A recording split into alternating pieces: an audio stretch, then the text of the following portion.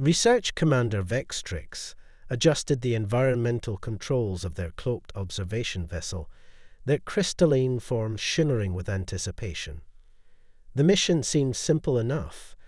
Document Earth's most dangerous predators and analyze how such creatures could coexist without destroying each other. What the Galactic Scientific Council hadn't counted on was the planet's dominant species being the most fascinating predator of all. Preliminary scans complete. Commander, First Observer Nairath reported, her bioluminescent appendages pulsing with concern. We've detected an unusual concentration of apex predators in Sector 7, but she paused, recalibrating her sensors. They appear to be following a single bipedal entity. Vextrix shifted closer to the observation panel, their crystalline structure refracting light in patterns of disbelief. Through their advanced imaging systems, they watched a human female moving through dense forest terrain. She carried what their database identified as primitive image-capturing technology, but it was her companions that drew their attention. A massive grey wolf padded silently at her side, while the mountain lion prowled several meters ahead. Most shocking of all, a golden eagle perched on her padded shoulder, its keen eyes scanning the landscape. According to their research, each of these creatures should be competing for territory, not cooperating. Impossible, muttered Scientific Officer Zalakhan, their gelatinous form quivering. Our data indicates these species are solitary hunters. They should be attempting to eliminate each other, not coordinating. The human, whom they would later identify as Ranger Isabella Morton, moved with practiced ease through the wilderness.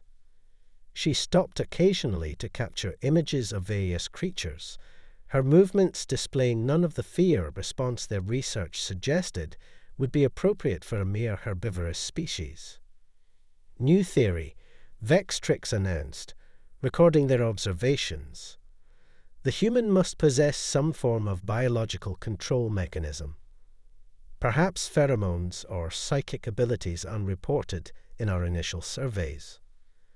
Their hypothesis was challenged moments later when Isabella encountered another human, this one a gruff-looking male their scans identified as Wildlife Officer James Blackwood. He too was accompanied by predators, 2 timber wolves, and a bear that their database classified as an adult grizzly. Greetings, Ranger Morton. The male called out, his massive ursine companion settling peacefully beside him. Any sign of those poachers in your sector? Nothing yet, Jim, Isabella replied, scratching behind her wolf's ears. Shadow here caught their scent earlier, but the trail went cold near the river.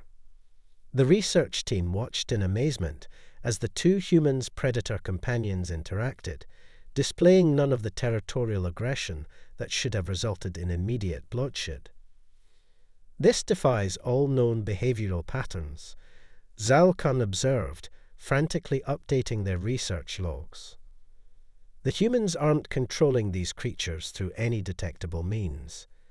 They appear to be cooperating willingly. Their confusion only grew as they continued observing. Isabella and James coordinated their search patterns, their animal companions working in perfect harmony. The eagle would scout ahead, the wolves would track scents, and the bear would investigate any disturbed areas with surprising gentleness. Commander, Nairath called out suddenly, I'm detecting approaching vehicles. Primitive combustion engines, likely more humans. Through their monitors, they watched 3 rugged vehicles approach a clearing. The humans inside were carrying weapons, and their behavior patterns matched what the database had labeled as poachers, illegal hunters. Finally, Vextrix chittered, we'll observe these apex predators' true nature when their territory is threatened. What followed would force them to completely reassess their understanding of Earth's species hierarchy. Isabella and James didn't flee or hide. Instead, They coordinated with their animal companions in a display of tactical precision that left the research team speechless. The eagle harassed the poachers from above, while the wolves and mountain lion herded them into a natural bottleneck. The bear's mere presence sent the illegal hunters scrambling back toward their vehicles, directly into the waiting arms of additional wildlife officers that James had summoned. Log this. Vextrix ordered, their crystalline form vibrating with excitement and fear. Humans display pack-hunting behaviors previously unknown in sentient species. Their ability to form cooperative bonds with multiple apex predators suggests they may be the apex predator we were actually sent to study. As they watched Isabella comfort her wolf, while James fed treats to his bear, Nereth added her own observation to the log. Addendum. Human capacity for forming emotional bonds with lethal creatures indicates either extreme evolutionary adaptation or something we've never encountered before. Recommend immediate reevaluation of species classification. They had no way of knowing that their own presence had already been noticed. Isabella's eagle hadn't just been watching for poachers. It had spotted their cloaked ship's distortion effect against the afternoon sky. The hunters were about to become the hunted, and Earth's most dangerous predators were already formulating a plan. First observer Nereth's bioluminescent patterns flickered with increasing agitation as she reviewed their sensor logs. Something wasn't adding up. Their cloaking technology was supposed to be undetectable by Earth's primitive standards, yet their equipment registered subtle changes in the behavior of local wildlife whenever their ship moved positions. Commander Vextrix, she called out, I believe we have a situation. The crystalline commander floated to her station, refracting light in patterns of curiosity. Report. The predator companions of our study subjects. They're exhibiting awareness of our presence, particularly the avian unit designated Storm, the Golden Eagle.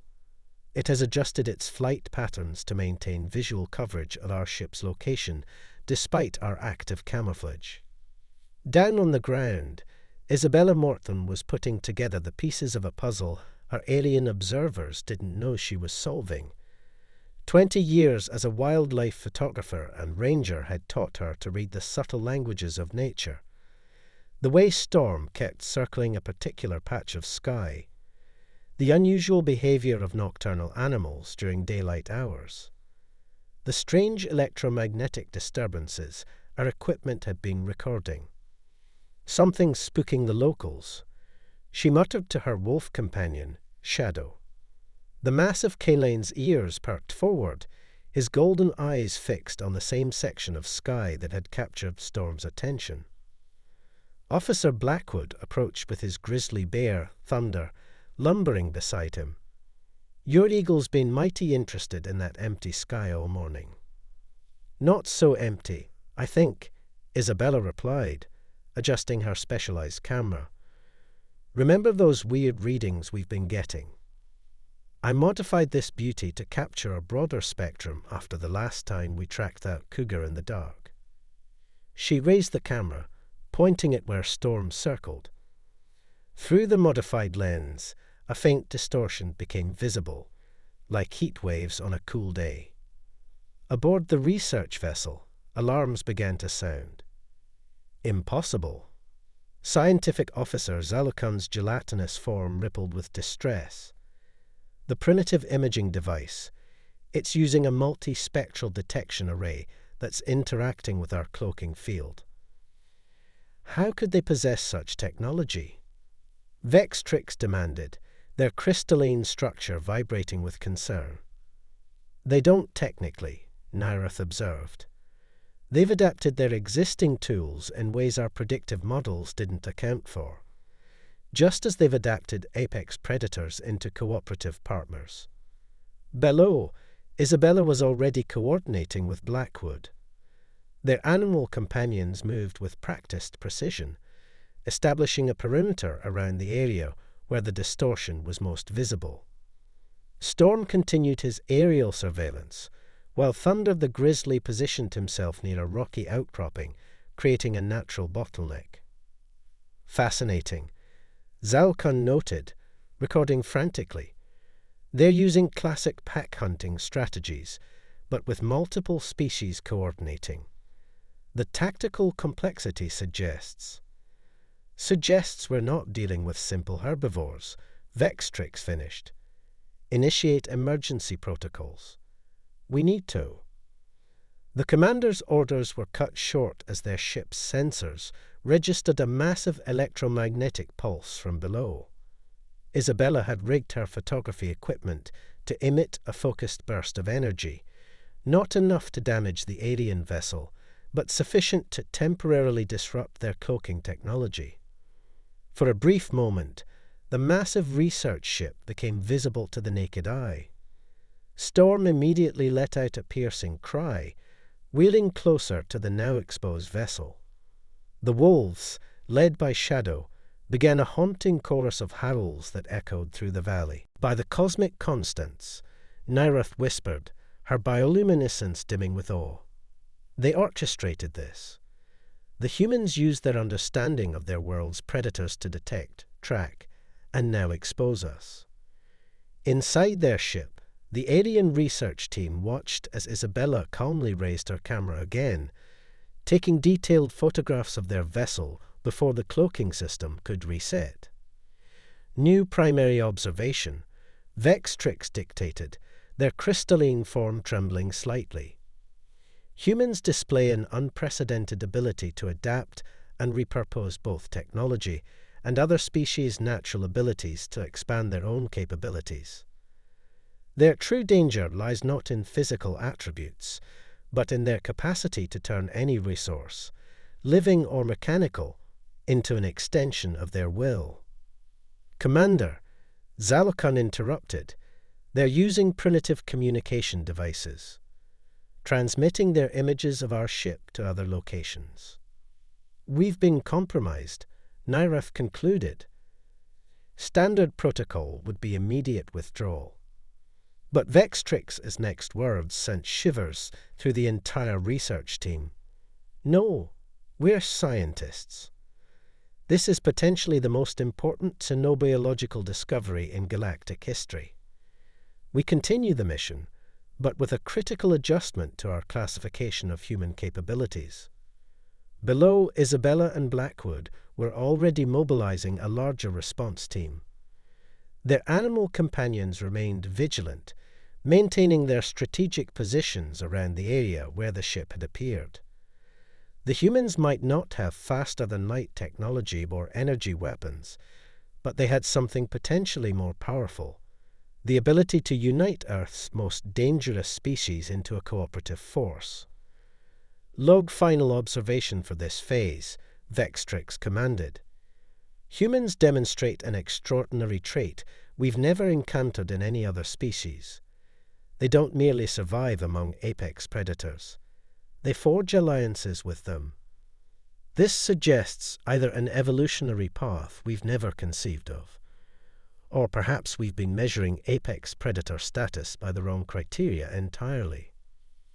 As their cloaking systems finally reset, the research team couldn't shake the feeling that their roles had somehow reversed.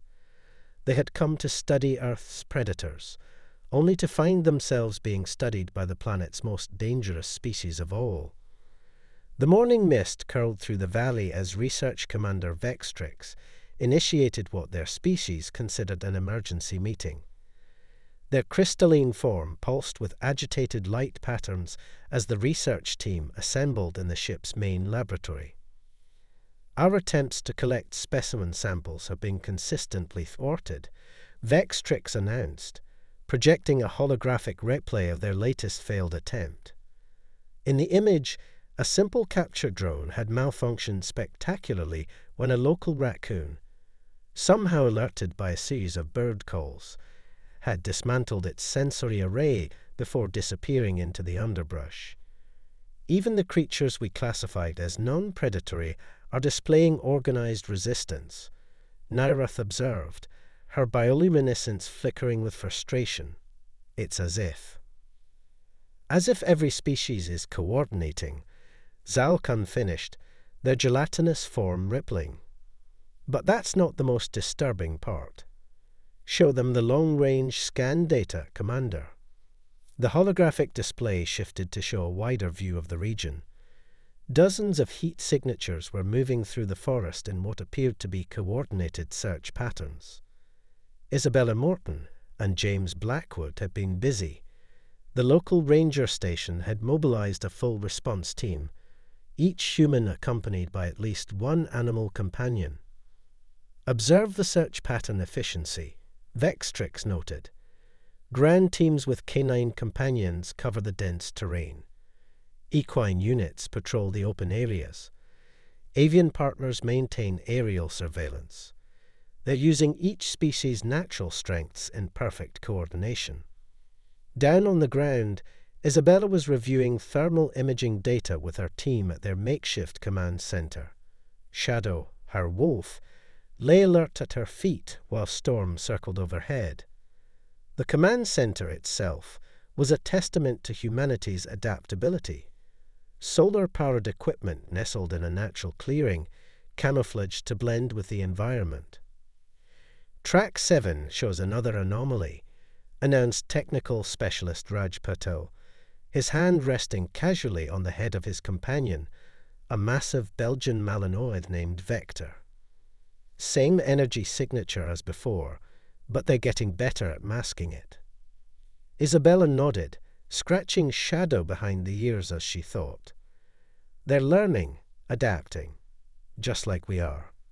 She turned to Blackwood, who was sharing his lunch with Thunder, the grizzly bear somehow managing to delicately take offered pieces of sandwich. How's the northern grid? Motion sensors are in place, Blackwood replied. And our friends, he gestured to the various animals around the command center. They're better at spotting these visitors than any technology we've got. Aboard the research vessel, the alien team watched this exchange with growing concern. They've turned the entire forest into a sensor network, Nereth reported. Every bird, every insect, every creature, they're all part of their detection system. The humans have effectively weaponized the entire ecosystem against us. Correction, Zalkan interjected, their form quivering. The ecosystem is cooperating willingly. The humans haven't dominated these creatures. They've formed a symbiotic relationship with them. Look at this data analysis. The holographic display showed multiple interactions between humans and various species. In each case, there was a clear exchange: food, care, protection, and affection flowing both ways. This defies everything we thought we knew about predator-prey relationships, Vextrix mused. The humans don't just tame these creatures. They form genuine emotional bonds with them. And those bonds make both species stronger. Their observations were interrupted by a proximity alert. A team of humans, led by Isabella and Blackwood, was approaching a location dangerously close to one of their hidden specimen collection units. But what happened next would rewrite their understanding of Earth's species hierarchy. The collection unit, designed to capture and contain any wildlife that approached it, had attracted the attention of a young deer. Before the trap could activate, a series of bird calls echoed through the trees. The deer froze, then quickly retreated. Moments later, Thunder the grizzly bear ambled into view, deliberately triggering the trap. The containment field activated, but instead of panicking, the massive bear simply sat down and waited. It's a diversion, Nyroth realized, her bioluminescence pulsing rapidly. The bear is purposefully occupying our trap while... Oh no. While the research team was focused on Thunder, Shadow and Vector had led Isabella and Raj to the trap's control unit. Within minutes, they had not only disabled the device, but were in the process of reverse engineering its technology. Log this, Vextrix ordered. their crystalline structure vibrating with what their species recognized as profound respect. Humans demonstrate unprecedented ability to form collaborative relationships with multiple species, creating a meta-organism that combines the strengths of each participant. Their technological advancement isn't just about building better tools, it's about building better relationships. As they watched Isabella reward Thunder with honey-covered treats, while Rage's team dismantled their collection unit, the alien researchers finally began to understand. They hadn't just underestimated humanity's intelligence or their technological capabilities. They had underestimated something far more fundamental: their capacity to turn potential enemies into loyal allies. Final observation for this phase, Vextrix dictated: Earth isn't just a death world because of its predators. It's a death world because it produced a species that can make any predator part of their family. And that might be the most terrifying evolutionary advantage we've ever encountered. Predator and prey. Scientific officer Zalakan's gelatinous form rippled with increasing distress as they reviewed the latest sensor data. The humans weren't just studying their technology anymore, they were actively hunting them. Commander, Zalkan reported, they've established a complete surveillance network throughout the region. Every animal species appears to be participating in the effort to locate us. Commander Vextrix's crystalline structure darkened with concern as they observed the tactical display. Birds maintained constant aerial surveillance, wolves and other canines tracked their energy signatures, and even the smallest creatures, squirrels, raccoons and foxes, served as motion detectors and scouts. They've turned our research mission against us. Nyrath observed, her bioluminescent patterns pulsing rapidly. We came to study Earth's predators, but now we're the ones being studied. Below, Isabella Morton was conducting a briefing at the expanded command center.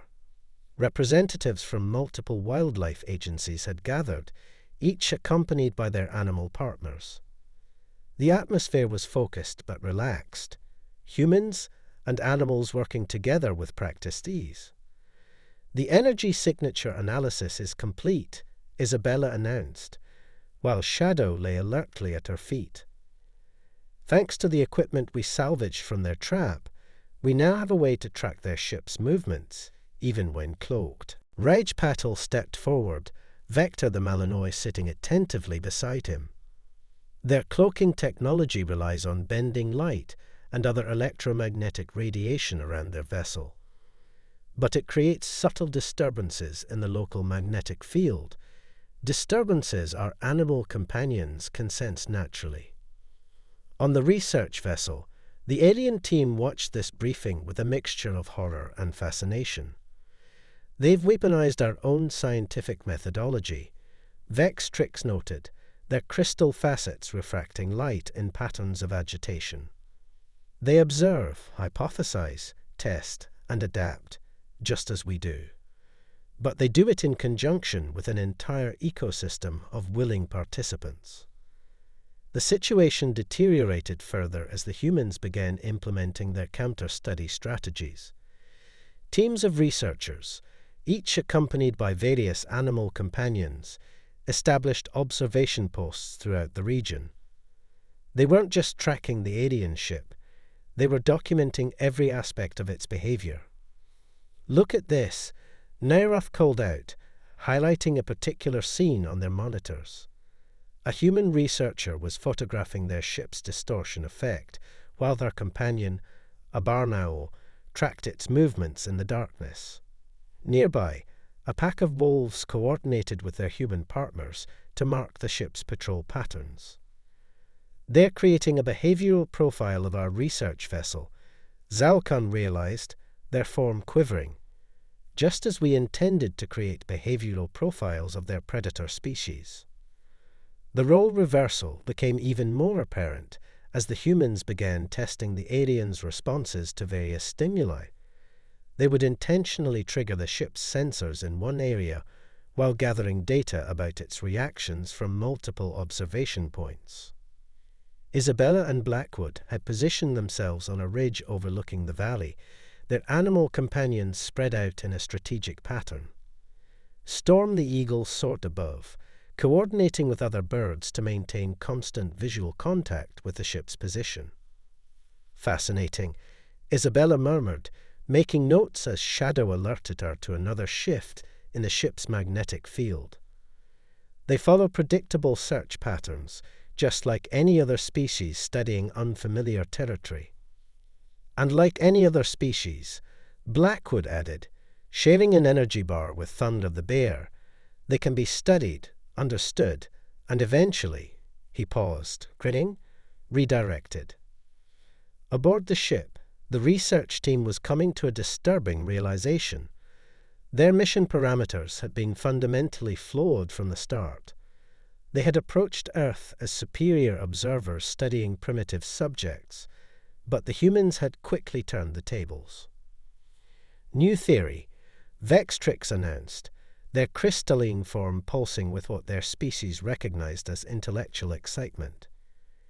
Humans aren't just another predator species. They're what happens when a predator species evolves to prioritize cooperation over competition. They don't just kill, they convert, adapt, and incorporate. "Commander," Nairath interrupted, her bioluminescence flashing urgently. "They're implementing some kind of coordinated action. Multiple teams are moving to new positions, and the electromagnetic disturbances are increasing." The tactical display showed human teams and their animal companions taking up positions in a complex pattern around the ship's current location. Each team included a mix of species, all working together with precision that spoke of long practice and deep trust. "They're not just studying us anymore," Zalokan observed, their gelatinous form trembling. "They're preparing to conduct their own capture attempt.